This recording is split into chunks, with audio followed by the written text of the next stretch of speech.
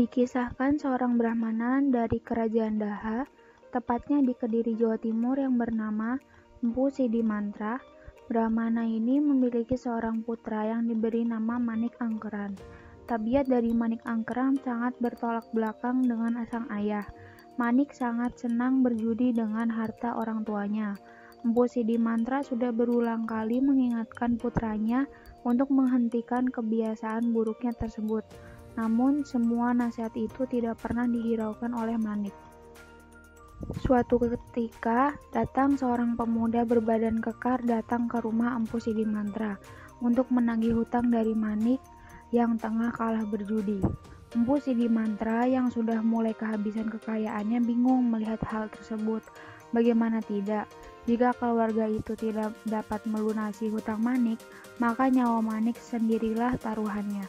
Empu Sidimantra berdoa dan memohon kepada Sang Kuasa untuk memberinya jalan keluar. Di tengah malam, Empu Sidimantra mendengar suara bisikan yang dipercaya sebagai pesan dari Sang Maha Kuasa sebagai jawaban atas masalah yang dihadapinya. Suara itu mengatakan bahwa Empu Sidimantra diminta datang ke Kawah Gunung Agung. Konon, Kawah Gunung Agung merupakan salah satu tempat yang dipercaya sebagai tempat harta karun yang dijaga oleh seekor naga sakti yang bernama Naga Besuki.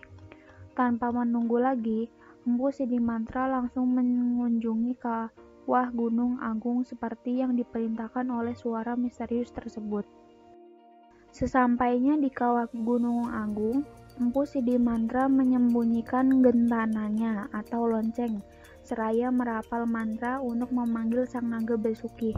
Naga Besuki kemudian keluar dan menanyakan maksud dari kedatangan sang Brahma tersebut. Empu Sidimantra langsung menceritakan kegelisahannya. Mendengar kisah tersebut, Naga Besuki iba hingga akhirnya ia bersedia membantu sang empu. Naga Besuki kemudian menggerakkan ekornya. Tak ayal keluarlah kepingan emas yang berkilauan. Naga Besuki menyerahkan kepingan emas itu kepada Empu Sidimantra dengan syarat Manik Angkeran tidak mengulangi kelakuan buruknya. Setelah mendapatkan apa yang diinginkan, Empu Sidimantra langsung kembali pulang dan melunasi seluruh hutang putranya. Bukan Manik Angkeran namanya jika tidak keras kepala. Ia kembali berjudi dan kembali mengalami kekalahan dan mengharuskan dirinya untuk membayar hutang. Seperti biasa, Manik mengadu kepada orang tuanya. Namun, kedua orang tuanya sudah berjanji untuk tidak membantu Manik jika terus melakukan kesalahan yang sama. Manik yang mulai kebingungan teringat akan kejadian ayahnya yang pergi ke Kawah Gunung Agung. Tanpa berpikir panjang, ia mencuri genta ayahnya dan pergi ke Kawah Gunung Kidul. Sesampainya di Kawah Gunung Agung, Manik tidak dapat menemukan Naga Besuki seperti yang diceritakan ayahnya.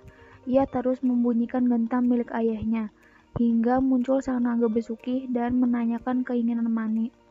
Naga Besuki yang berhati lembut memberikan kesempatan bagi Manik untuk berubah kembali hingga akhirnya menggoyangkan ekornya untuk mengeluarkan kepingan emas.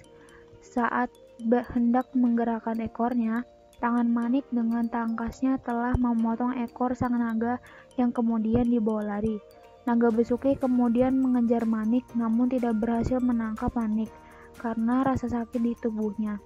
Berkat kesaktian yang dimilikinya, Naga Besuki membakar jejak kaki Manik Angkeran dan ajaibnya, Manik yang berlari jauh dapat merasakan dirinya terbakar. Manik Angkeran kemudian hangus terbakar sebelum sampai di kerajaan Daha. Empu Sidimantra mendengar kabar tersebut langsung menemui sang naga untuk memohon agar anaknya dapat dihidupkan kembali. Naga Besuki yang mendengar permohonan tersebut kembali merasa iba. Naga Besuki kemudian menghidupkan kembali Manik dengan syarat ia harus benar-benar berhenti dari kebiasaan buruknya dan meminta sang empu membawakan ekor kembali sang naga. Setelah menemukan anak dan ekor naga itu, Empu Sidimantra kembali ke Gunung Agung. Manik dijatuhi hukuman yakni harus tinggal di Gunung Agung. Empu Sidimantra kemudian kembali ke kerajaan Daha. Namun ketika ia melewati tanah benteng, ia kemudian menggores tanah sebagai pemisah jarak antara dirinya dan Manik. Berkat kesaktian yang dimiliki oleh sang empu, goresan tanah itu kemudian melebar dan membentuk sebuah selat yang memisahkan dua wilayah tersebut. Para warga menyebutnya dengan Selat Bali. Sampai di sini sudah paham bukan terkait legenda yang berkembang tentang Selat Bali yang memisahkan Pulau Jawa dan Pulau Bali? Ingin mengetahui lebih banyak cerita rakyat dari berbagai wilayah di Indonesia?